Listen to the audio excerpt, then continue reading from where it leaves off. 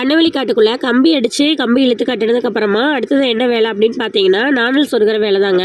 இப்போ நாணல் தான் வந்து சொருகிட்டு இருக்கோங்க. கம்பி அடிச்சு இழுத்து கட்டின வரைக்குமே வந்து நாணல் சொருகியாச்சு. செடி எல்லாமே குயிக்கா வளர ஆரம்பிச்சிருச்சுங்க. நம்மளோட வேலை வந்து ரொம்ப ஸ்லோவா தான் போயிட்டு இருக்கு. பழைய கண்ணவெளி காட்டை பார்த்தோம் அப்படின்னா இதை பார்க்க முடிய மாட்டேங்குது, இதை பார்த்தா அதை பார்க்க முடிய மாட்டேங்குது, ஆளுகளும் கிடைக்க மாட்டேங்கிறாங்க. அப்படிங்கறனால ரொம்ப ஸ்லோவா போயிட்டு இருக்கு.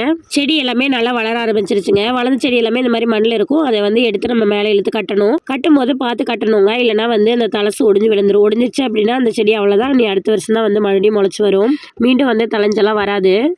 அதனால ரொம்ப கேர்ஃபுல்லாக பார்த்து தான் வந்து கட்டணும். 2-3 செடி ஒன்றா புடஞ்சிருக்கும். அப்போ வந்து தனியாக பிரிக்கும் போதே பார்த்து பிரிக்கணும், இல்லைனா வந்து உடஞ்சிரும். இந்த மாதிரி தான் நம்மளோட கண்ணவெளி காட்டுக்குள்ளே இப்போ வேலை போயிட்டு இருக்குங்க. இந்த வேலை முடிச்சோடனே வந்து பூ வர ஆரம்பிச்சிரும். தொடர்ந்து பின்னாடியே ஒட்டு கட்டணும். மற்ற வெள்ளாம கூட நம்மளுக்கு வந்து 1 நாள் 2 நாள் ரெஸ்ட் இருக்கும். கண்ணவெளி காட்டுக்குள்ள அப்படின்னா நம்ம ஆரம்பத்துலேருந்து அதை முடிக்கிற வரைக்கும் ஒரு 6 மாதம் நிற்காம வேலை இருந்துகிட்டே இருக்கும். நிறைய டவுட் கேட்குறீங்க. ஃபுல் வீடியோவில் குயிக்காக அப்லோட் பண்ணுறேன்.